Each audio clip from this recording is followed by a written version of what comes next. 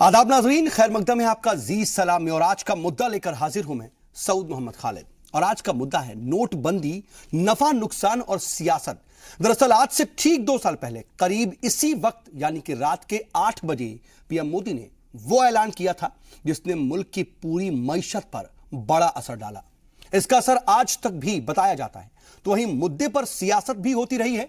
Opposition लगातार नोटबंदी को बुरा और मुल्क की मईशत को नुकसान पहुंचाने वाला कदम बताता रहा है, तो सरकार इसके फायदे गिनाती रही है।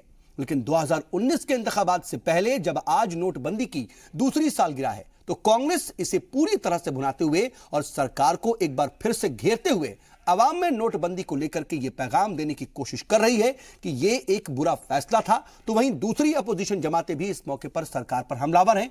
तो उधर सरकार एक बार फिर से नोटबंदी के फैसले का दिफा कर रही है। कुल मिलाकर एक बार फिर से नोटबंदी के फायदे नुकसान पर बात हो रही है और अपनी अपनी सियासत भी साधी जा रही है। बात होगी नोटबंदी के बारे में और मुल्क ने आखिर क्या पाया और क्या खोया, और सियासी जमातें इसी बहाने अपनी अपनी सियासत को जो चमका रही हैं, इसी पर हम बात करेंगे। हमारे साथ बीजेपी के लीडर और नेफेड के डायरेक्टर अशोक ठाकुर जी मौजूद हैं, तो साथ ही कांग्रेस के नेशनल तर्जुमान प्रोफेसर अजय उपाध्याय जी मौजूद हैं। साथ ही हमारे साथ समाजवादी पार्टी की स्पोक्स पर्सन डॉक्टर रोली मिश्रा मौजूद हैं और सीपीआई के तर्जुमान अमीर हैदर जैदी साहब मौजूद हैं। साथ ही हमारे साथ इकोनॉमिस्ट इस मुद्दे पर बात करने के लिए डॉक्टर सौरभ अग्रवाल जी मौजूद है। आप सभी का बहुत इस्तकबाल है।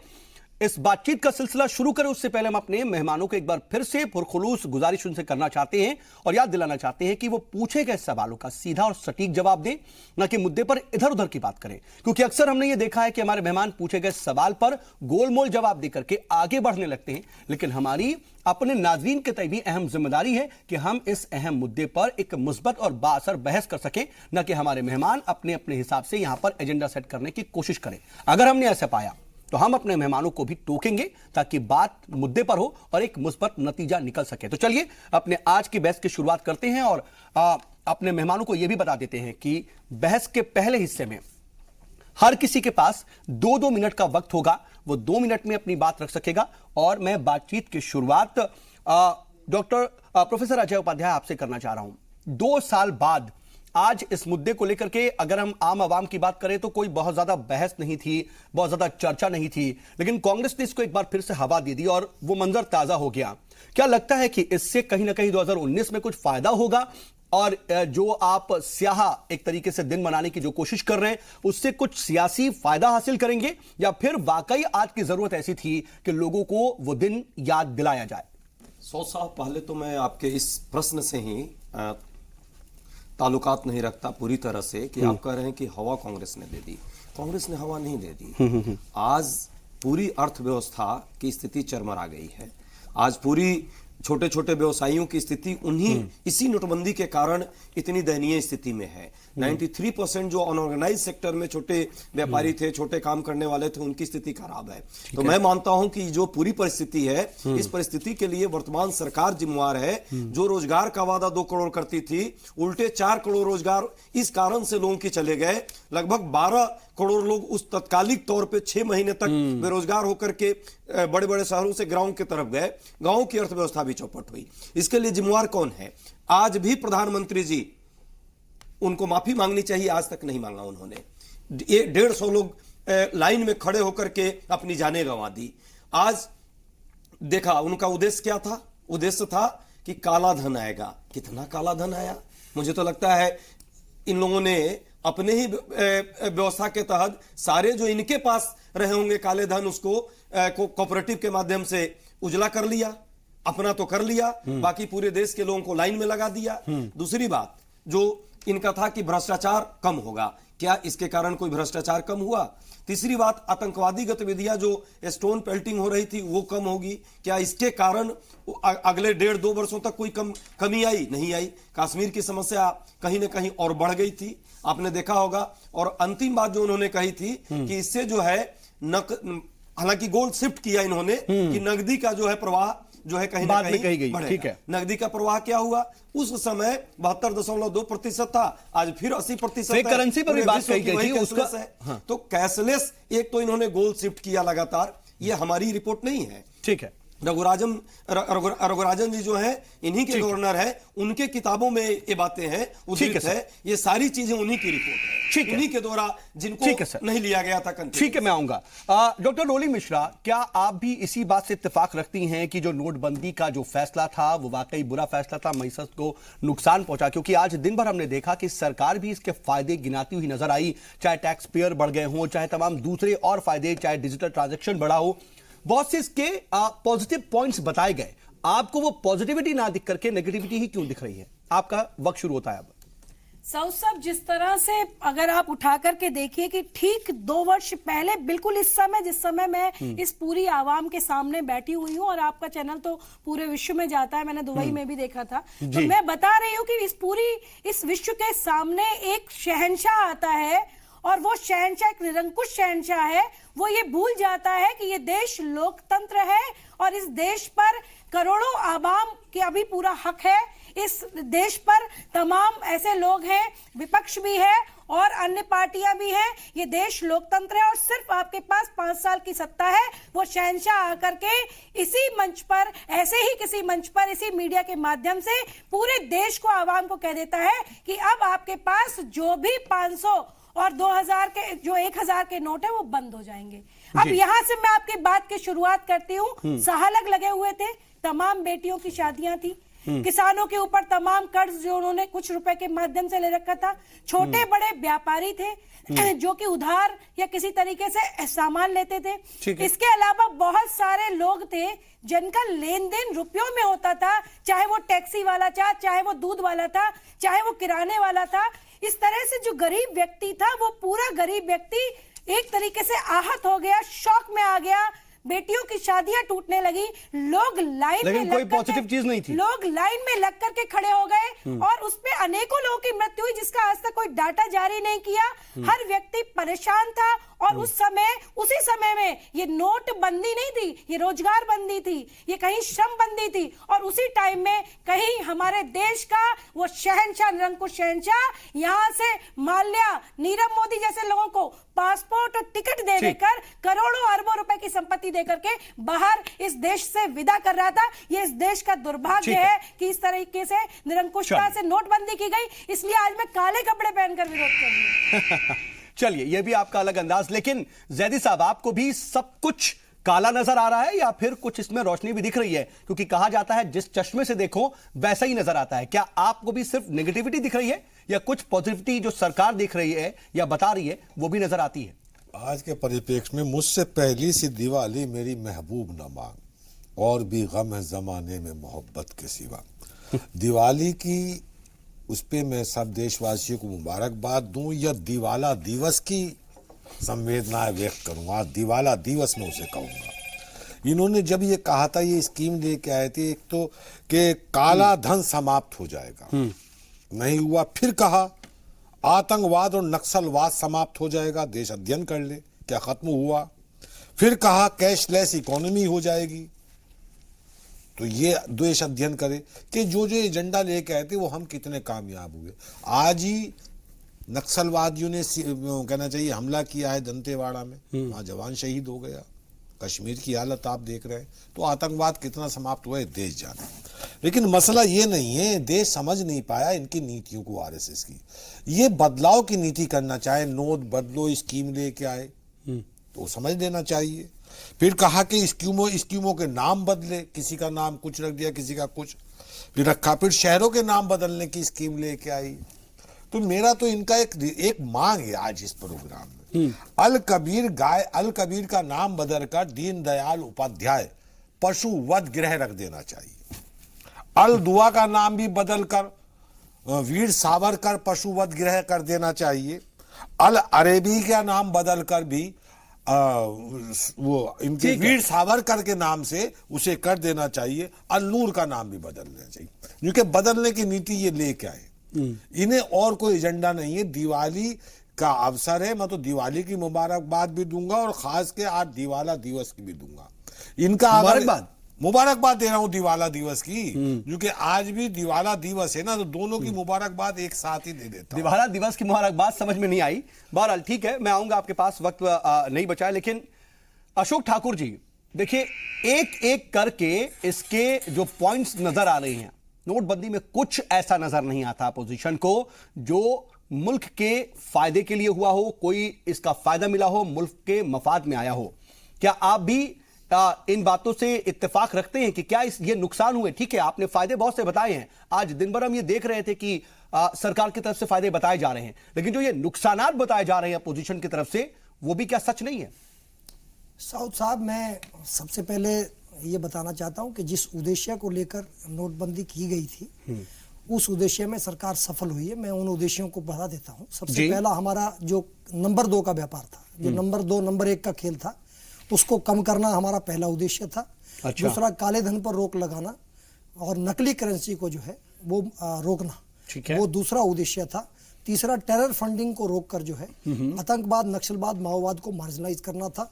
चौथा, पारदर्शिता को बढ़ावा देना था अर्थव्यवस्था की। पांचवा, कैशलेस बिजनेस को बढ़ावा देकर बिचौलिए जो थे, जो किसानों और मजदूरों के नाम पर जो और जो स्कीम्स थे उसमें जो पैसा खाते थे उसको खत्म करना था।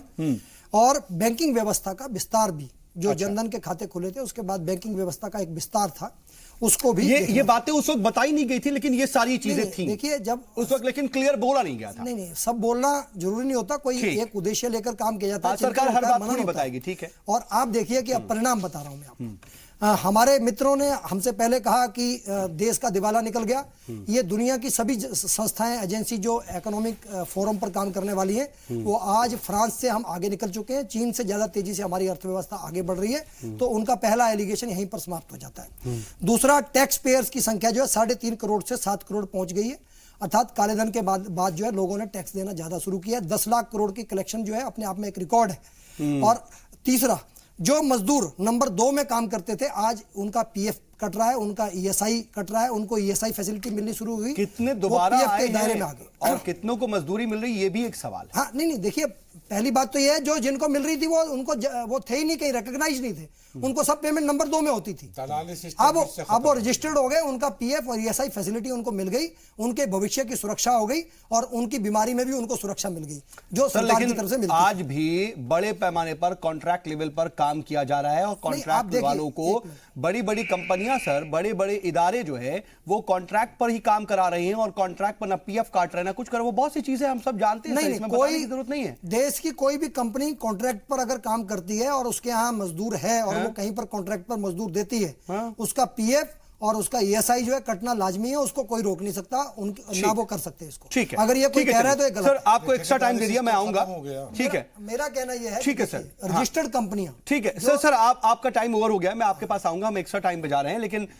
ये तो देखिए सियासी दावे थे, अपनी अपनी बात कही गई, कहीं ना कहीं ये बताया गया कि इससे ये नुकसान है, तो ये बताया गया कि इससे ये फायदा है, लेकिन असल हकीकत क्या नजर आती है? डॉक्टर सर्वगरम, मैं समझना चाहूंगा कि 2 साल बाद क्या नफा, क्या नुकसान, क्या खोया, क्या पाया? देखिए, बड़ा अच्छा क्वेश्चन आपने पूछा, नफा और नुकसान। सबसे पहले तो जो हमारा जो सरकार का टैक्स है, लगभग पर्सनल टैक्स में 20% से और इनडायरेक्ट टैक्स में 25% से बढ़ गया है। तो वो एक तरह से सरकार के पास काफी ज्यादा पैसा और आएगा। और ये नहीं कि टैक्स रेट बढ़ाए, ये जैसे अभी बताया गया कि लगभग 4 करोड़ से 7 करोड़ 2014 में 4 करोड़, अब 7 करोड़ इनकम टैक्स प्लेयर। पहले 6 मिलियन थे इनडायरेक्ट टैक्स प्लेयर, अब 12 मिलियन हो गए। इस तरह नंबर बढ़ने से एक सबसे बड़ा फायदा जो हुआ है कि सारे देश का भार अब सब पर, ये तो फायदा हो गया। लेकिन नुकसान क्या हुआ? हमारे देश में क्या हुआ, जो छोटे छोटे बिजनेस थे उनको बहुत बड़ा झटका लगा डीमोनेटाइजेशन से, क्योंकि रीमोनेटाइजेशन होने में बहुत समय लग गया। उसकी वजह से काफी कारोबार, जो आज की बात कर रहे हैं अनएम्प्लॉयमेंट, वो एक तरह से बहुत ज्यादा फैल गई। सो ये नुकसान हो गया। फायदा क्या हुआ? लगभग इनकम टैक्स ने 17,24,000 लोगों को नोटिस भेजा है कि भाई आपने पैसा जमा कराया, ये कैसे पैसा है। तो ये एक फायदा हो गया कि पता चल गया किसके पास कितना पैसा है। लेकिन नुकसान क्या हो गया? अब सबको एक्सप्लेन करना पड़ेगा काफी समय तक कि भाई कैसे ये पैसा जमा किया। फायदा क्या हुआ? 3 लाख शेल कंपनीज को पकड़ा पाया गया और उनको बंद किया। तो ये एक वो हो गया कहते हैं से। लेकिन जो अभी जिस तरह की इकोनॉमिक सिचुएशन है उसमें बड़ा प्रॉब्लमेटिक है कि एक तरफ तो हमारी करेंसी भी डेप्रिशिएट कर रही है, ऊपर से क्रूड ऑयल प्राइस भी राइज कर रहा है। तो ये कोई इकोनॉमिक सिचुएशन खराब होती जा रही है। जीडीपी फॉल किया एकदम से, उसके बाद तो नुकसान भी हुआ। फायदे में देखिए तो यह है कि हमारी डिजिटल ट्रांजैक्शन बहुत बढ़ गई। एक तरह से जहां पर 0.05 होती थी, अब वहां पर लगभग 600 बिलियन डॉलर का ट्रांजैक्शन सिर्फ यूपीआई में हो रहा है। भीम ऐप को देखिए, लगभग 1 करोड़ 25 लाख लोग जुड़ गए भीम ऐप से, और वो लगभग 70 बिलियन की ट्रांजैक्शन। लेकिन नुकसान क्या है? नुकसान यह है कि जहां आप एक चेक के 2 रुपए देते थे, आज एनईएफटी के 15 रुपए देते हैं। एसबीआई का 20,000 करोड़ का प्रॉफिट हो गया इस क्वार्टर के अंदर। तो देखिए बैंक को फायदा। सर, यानी कि अगर हम कुल मिलाकर देखें तो सभी जो पार्टियां हैं अपने अपने हिसाब से स्टैटिस्टिक्स जो है वो प्रेजेंट कर रही हैं। फायदे भी हुए, नुकसान भी हुए। हालांकि जिस वक्त ये ऐलान किया गया उस वक्त जो इसके मकसद बताए गए थे उसमें यह कहा जाता है कि कुछ चीजें नहीं हुई, चाहे वो करप्शन की बात हो, ब्लैक मनी की बात हो, या फिर फेक करेंसी की बात हो, या दहशतगर्दी की बात हो। ठीक है, दोनों ही इश्यूज नजर आते हैं। मैं जरा इस डिबेट को ओपन करना चाहता हूं। प्रोफेसर अजय उपाध्याय, देखिए सौरभ अग्रवाल जी ने भी तमाम बातें कही हैं, फायदे भी तो हुए हैं। मैं एक पॉइंट मैं बोलना चाहूंगा। सौरभ जी ने कहा कि कैशलेस सर्कुलेशन, कैश का सर्कुलेशन इकोनॉमी में कम हुआ और कैशलेस इकोनॉमी बढ़ी है। पहले जब ये नई नोटबंदी हुई थी 72.2% सर्कुलेशन थी। आज के डेट में वो कह रहे हैं कि उन्होंने ये नहीं बोला सर्कुलेशन है मार्केट में। तो क्या बढ़ गया? ये डाटा है, मेरा डाटा नहीं है, आरबीआई का डाटा है, मैं दे रहा हूं आपको। उसके बाद जिस तरह से कही जा रही है कि ये एजेंडा था, सारे एजेंडा गोल शिफ्ट होते रहे, एक भी एजेंडा कह रहे हो कि इससे क्या था कि वो भ्रष्टाचार कम हुआ। क्या भ्रष्टाचार कम हुआ? कहां भ्रष्टाचार के कितने लोग, देखिए महरूम से लेकर के कितने लोग बाहर चले गए इस देश से। बैंकों की हालत सबसे ज्यादा खराब हुई है। आज बैंक के रुपए जो है लेकर लोग भाग गए, बैंक चरमरा गई, और 2% जो हमारी जीडीपी है वो डाउन हुई। कहते हैं कि जीडीपी बढ़ गया। अगले 20 साल तक, ये रघुराजम कमेटी का उनका किताब का है, उनका रिपोर्ट है, अगले 20 साल तक यदि भारत की इकोनॉमी 8.5 होगी तब जाकर के हम इस हालत में आएंगे जो नोटबंदी के पहले देश की हालत थी। आज रोजगार की हालत कितनी बुरी हुई, इसका कारण नोटबंदी कहीं ना कहीं था। इसको प्रधानमंत्री जी ना स्वीकारे तो ये बताएं कि फिर रोजगार क्यों नहीं मिला।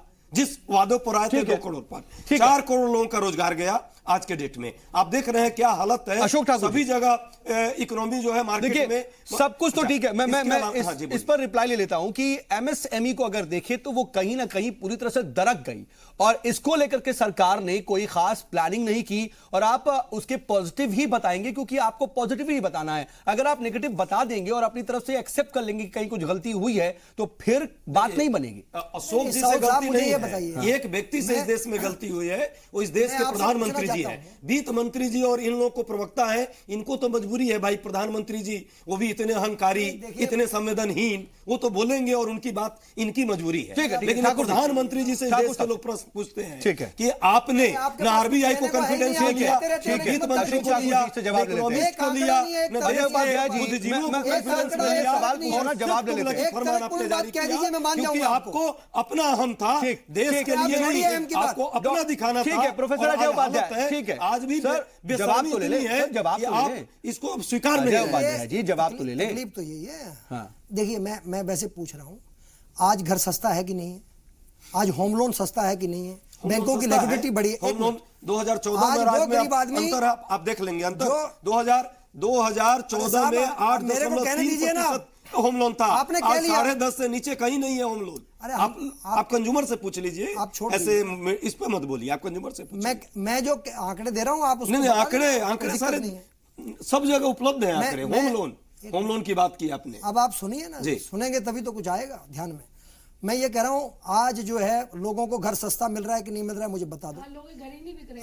हाँ नहीं बिक नहीं रहे, लोगों को सस्ते मिल रहे हैं। रियल एस्टेट पूरा नीचे आ गया है, घर नहीं बिक रहे। जो काले पैसे से 1 करोड़ 1.5 करोड़ का मकान था, 50 लाख में 60 लाख में गरीब आदमी को भी मिल रहा है। ये आप कह रहे हैं कि ये तो ये है कि लोगों के पास कैश नहीं है, इसका मतलब सभी लोग काले पैसे वाले लोग हैं, बगैर कैश के। वो नंबर 1 के पैसे से है, वो नंबर 1 नंबर 2 खत्म हो गया। जिनका है वो सब काले पैसे। कितना नंबर 1 में लोग कितना नंबर 2 वो समाप्त। सभी भ्रष्टाचारी हैं, आप कहना चाहते हैं। आप जितने लोगों के घर है, पूरा जवाब लोगों ने घर खरीदा, वो अजय उपाध्याय जी, अजय उपाध्याय जी सर पूरा जवाब दे बोल सकता हूं। सर बीच में सर ऐसे ही थोथा चने बाजा घने टोका टाकी ठीक नहीं है। जब आपके मैं पास जवाब दे है नहीं, आप बोलेंगे। ठीक है, मैं पूरी बात दे रहा हूँ, आप आऊंगा, आप जवाब दे लीजिए। आपके पास है कुछ नहीं, आप अशोक ठाकुर जी, अशोक ठाकुर जी, अशोक ठाकुर जी, समय दिया हो गया, उसके अलावा आपको समय दिया। मध्यम वर्गीय परिवार। अजय उपाध्याय जी, मैं आऊंगा ना सर आपके पास, बारी बारी से बोलते हैं, ज्यादा बेहतर होगा मैं कह रहा हूं ना, ना। सबकी बात आनी चाहिए। रजिस्टर्ड कंपनियां जो है वो लगभग दुगनी हो गई इस देश के अंदर, जो कभी जिनका कोई रिकॉर्ड नहीं था। जैसे हमारे मित्र ने कहा, देखिए इकोनॉमी नीचे जाएगी, नकली कंपनियां 3 लाख नकली कंपनियों का कारोबार इस देश की अर्थव्यवस्था में गिना जाता था। जब 3 लाख कंपनियां कम होंगी तो उनका कारोबार उसमें से निकलेगा, निश्चित तौर पर जीडीपी ग्रोथ में कमी आएगी। इसलिए GDP उसके बाद ग्रोथ कम हो गई। आप सुनिए, उसके बाद हम 8% पर पहुंच रहे हैं और सारी दुनिया में हम चीन से आगे हैं, हम फ्रांस से आगे तेजी से बढ़ने वाली अर्थव्यवस्था, बड़ी अर्थव्यवस्था बन गए। चीन से ये सारी दुनिया आगे इसको नहीं है, स्वीकार कर रही क्वार्टर है। का मत दिखाइए, पूरा अरे साहब, ओवरऑल दिखाइए। फिर वही ठीक है, बात, एक क्वार्टर का सुनिए ना, ठीक है, चलिए, ये ठीक है सर, देखिए ब्रॉडर पर्सपेक्टिव में बात होनी चाहिए। जैदी साहब, जो ये तमाम बातें कही जा रही हैं, चाहे वो होम लोन सस्ता होने की बात हो, चाहे वो बहुत ज्यादा टैक्स कलेक्शन की बात हो, और तमाम दूसरे फायदे हैं, क्या वाकई नोटबंदी का फैसला इन्हीं मकासद को हासिल करने के लिए किया गया था और उन मकासद को सरकार ने हासिल कर लिया है? देखिए, मकसद आपने ही बयान किए, मकसद मैंने ही बयान किए। काला धन समाप्त हुआ, कोई ये दावे से कह दे काला धन समाप्त हुआ तो बता दे। आतंकवाद नक्सलवाद समाप्त हुआ, बता दे। सुन लीजिए, नहीं जो चीज है सुन लीजिए, बताता हूँ, उस पर भी आ रहा हूँ, नहीं, अशोक ठाकुर जी, काला धन, आप मुझे ये बताइए, बैंक में सारा पैसा आ गया और आपने बोला कि काला धन खत्म हो गया, ऐसे कैसे? यही तो है आरबीआई की जो 22 महीने बाद नोटबंदी पर फाइनल रिपोर्ट आई, उसमें भी ये बताया गया कि 99.3% पैसे वापस आ गए। अगर सारे पैसे वापस आ गए तो फिर ब्लैक मनी था कहां? आप समझिए साहब, ये आप बता ही नहीं पा रहे हैं। अब आप उसको पूरी तरह से मॉल्ड कर रहे हैं। मॉल्ड नहीं कर रहे हैं, मॉल्ड नहीं कर रहे हैं। आप उसका फार्मूला समझ लीजिए। फार्मूला हमें भी तो समझा बताना दीजिए, दो ना। सारे फॉर्मूले तो बीजेपी को ही पता है सर। आपका फार्मूला बता रहे, हम भी तो बता रहे नहीं था। ना। एक मिनट, नहीं नहीं, आप मैं बोल रहा था, आप बीच में आ गए। आप अपना फार्मूला, हमारे फार्मूला। ठीक है जैदी साहब, ठीक है जैदी साहब की बात आ गई। जैदी साहब जी के यूनिवर्सिटी का ठीक है, रोली जी आ रहा हूं, अजय जी आ रहा हूं।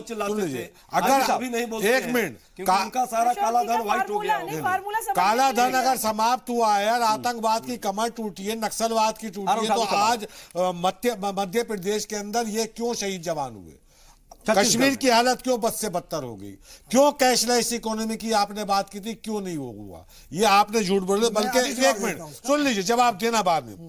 आज से 2 वर्ष पहले लक्ष्मी का अपहरण करके मोदी जी ने, प्रधानमंत्री जी ने अपने उद्योगपति दोस्तों को दिया और उनकी तिजोरियों में बंधक बना दिया और वो यहां से लेके विदेश भाग गए, चौकीदार की नाक के नीचे से।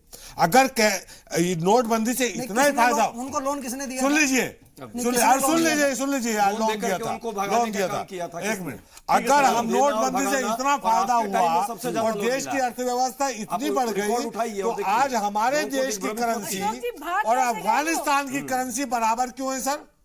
मोदी जी तो यूं कहते थे, अगर डॉलर की कीमत बढ़ती है, रुपए की कीमत घटती है, तो देश के साथ गिरती है। आज हम अफगानिस्तान के बराबर खड़े, कौन सी करेंसी की बात कर रहे हैं आप? सुन लीजिए। हाँ सुनो, पहली बात तो जो पैसा काला धन का मतलब ये होता है जो अर्थव्यवस्था में चलन में नहीं आए, नंबर 2 में चल। बार काला धन का मतलब हम लोग, अरे आप सुन लीजिए पहले, अब वो पैसा चलन में आ गया और 17 लाख जमा धन था, अरे आप सुनिए तो सही,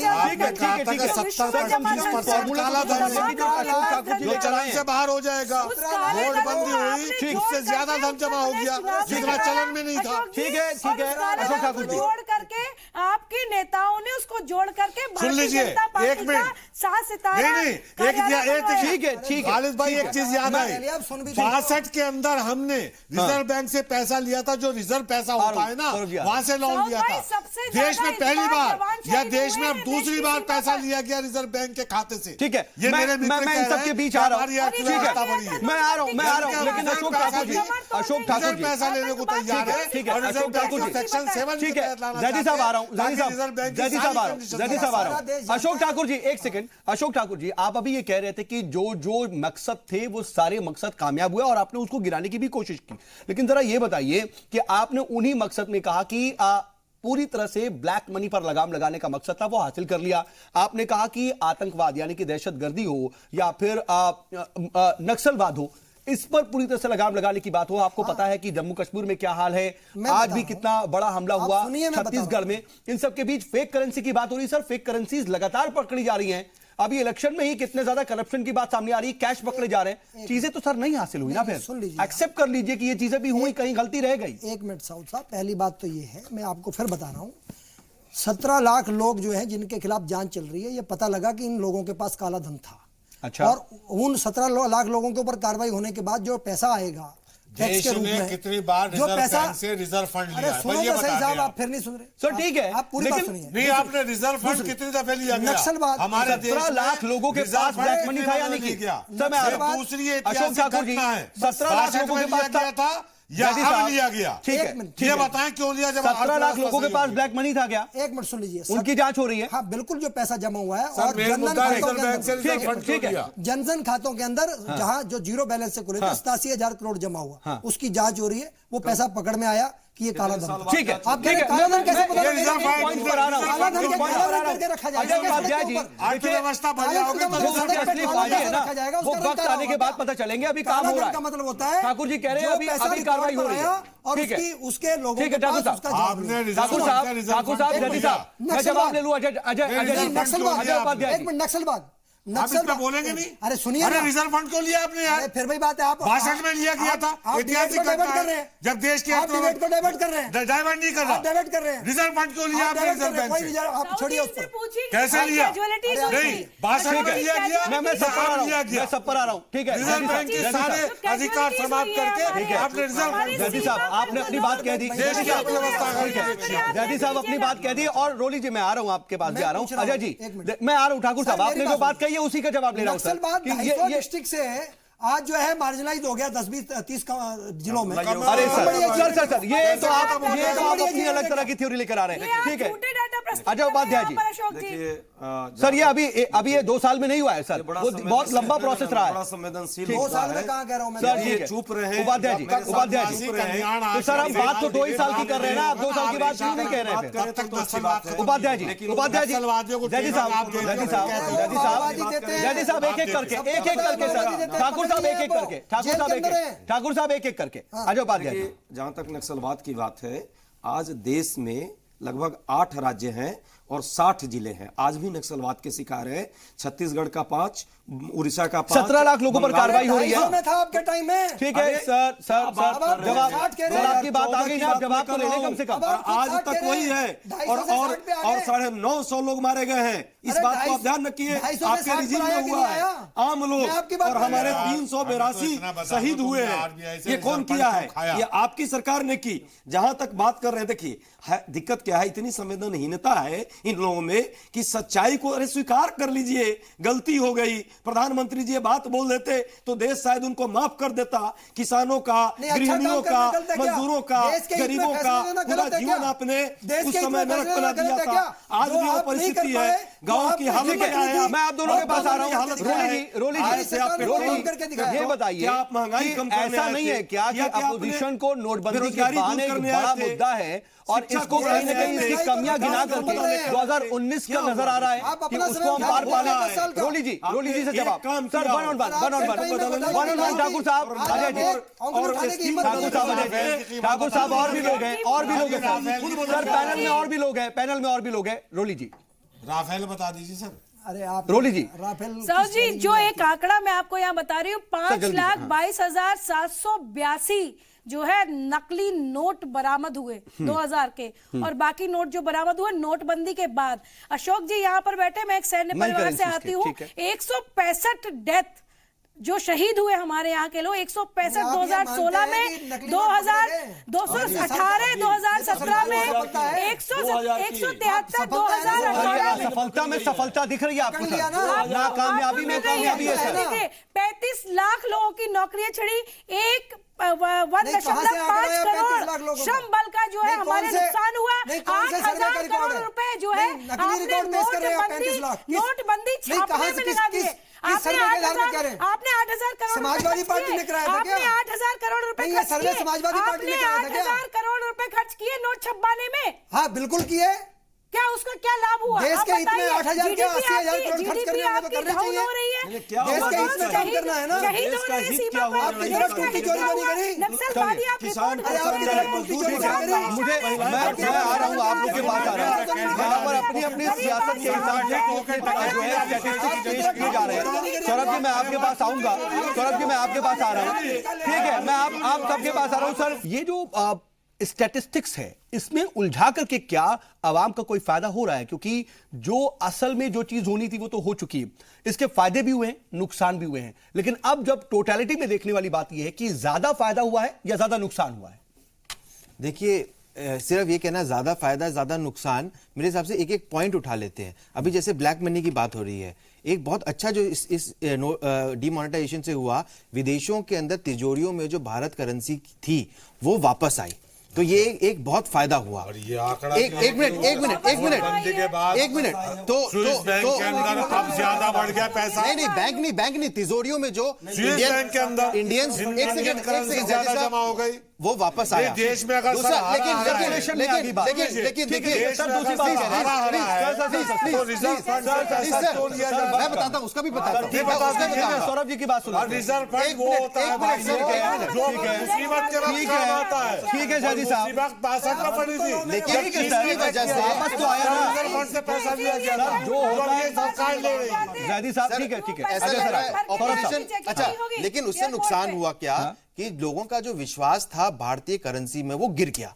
जिसके गिरने की वजह से जो डिमांड है हमारी करेंसी की वो कम हो गई। आज जो रुपए गिरता जा रहा है, कह रहे हैं 80। हाँ, अब देखिए पहले आपको भरोसा है, जैसे इंडिया में जो भी फॉरेन जाता है वो आता है तो कुछ डॉलर रख लेता है। अब एकदम से कल को यूएस कहे कि नहीं मैं तो $100 खत्म करता हूं, तो क्या होगा? सारे विश्व से $100 वहां पहुंचने लगेंगे, तो उससे डॉलर की वैल्यू कम हो जाएगी, तो वो हमारी एक तरह से वैल्यू कम हो गई। दूसरी बात, अगर ये डिमोनेटाइजेशन नहीं होता तो मैं आपको बता दूं जो इस समय बैंकिंग की हालत है, 8 लाख करोड़ के एनपीए, बैंक भी इस समय डिफॉल्ट करने लगते। डिपॉजिट आपने किया होता, सेविंग में होता, आपको कहते हैं वहां पर पैसा ही नहीं था। यही इल्जाम लगाया कि एनपीए को भरने के लिए ये किया गया।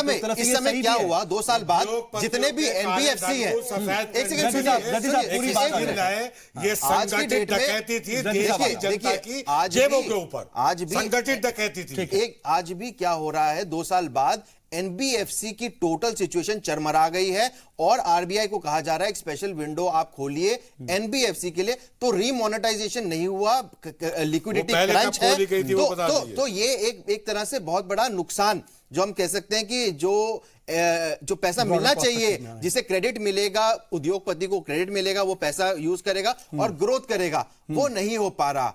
तो मेरे हिसाब से डिमोनेटाइजेशन के फायदे भी बहुत सारे हैं और नुकसान भी बहुत सारे हैं। और हमें दोनों को देखना होगा। लेकिन ये भी हकीकत है, लेकिन ये भी लास्ट एक मिनट, कुछ और बात रखना जैदी साहब ने एक क्वेश्चन पूछा कि क्यों गवर्नमेंट रिजर्व बैंक से ठीक है, फंड मांग रही है, वो वो एक उसका जवाब उसको आपको बता दें। गवर्नमेंट को आपातकालीन फंड, हाँ सर ठीक है, रिजर्व्स आपातकालीन, हाँ रिजर्व्स जो मुसीबत के वक्त लिया जाता है। सर वक्त आप नहीं है गलत कह रहे हैं। जो मुसीबत के वक्त सर रिजर्व्स होते हैं सरकारों के लिए, वो इसलिए मांग रहे हैं क्योंकि ये इलेक्शन ईयर है, खूब सारी स्कीम्स लानी है, खूब सारी स्कीम्स लानी है, उनको फुलफिल कर रहा है। पैसा कहाँ से आएगा?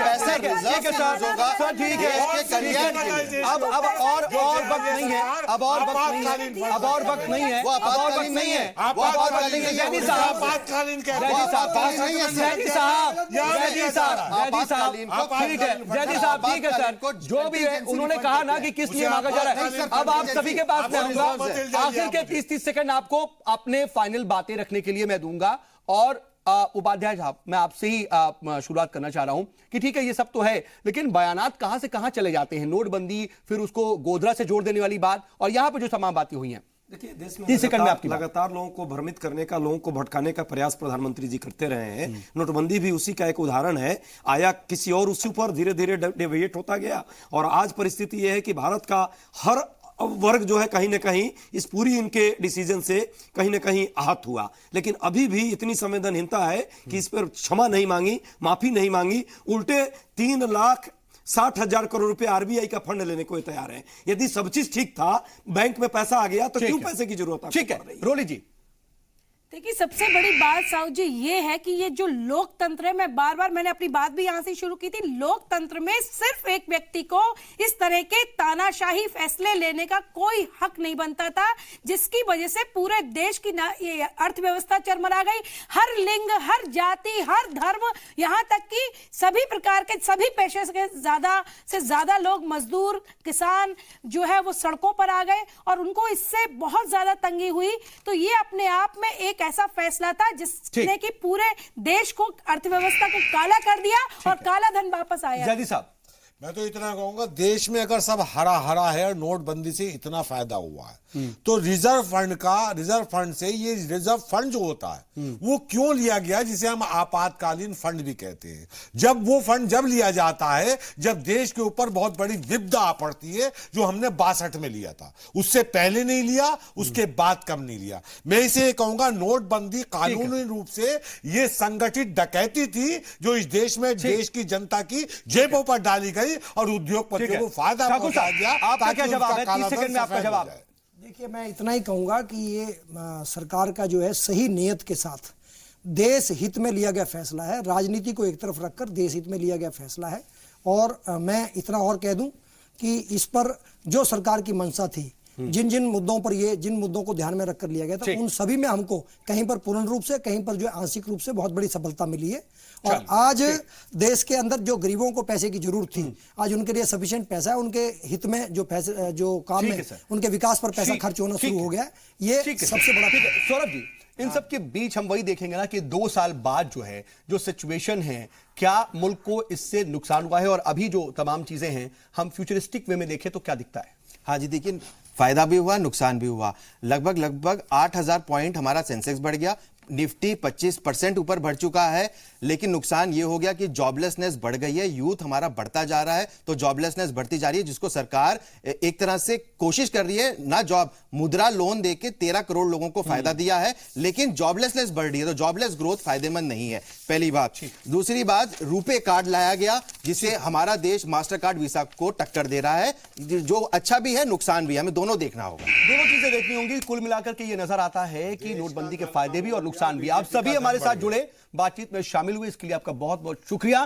देखिए, जो नुकसानात हुए थे, जो उस वक्त कियोस्क की सिचुएशन हुई थी, वो सबने देखा है, और उसके बाद अब जो उसके एक तरीके से बाद में जो नुकसानात नजर आ रहे हैं, या फिर सरकार अब जो फायदे गिना रही है, दोनों ही सिचुएशन है। लेकिन यह देखने वाली बात होगी कि मुल्क के हिसाब से नोटबंदी से अगर इससे फायदा हुआ है तो सीधे तौर पर इलेक्शन में भी सरकार को फायदा होगा, और अगर ये आवाम समझती है कि इससे नुकसान हुआ है तो फिर सरकार को भी नुकसान उठाना पड़ सकता है। आज का मुद्दा में बस इतना ही।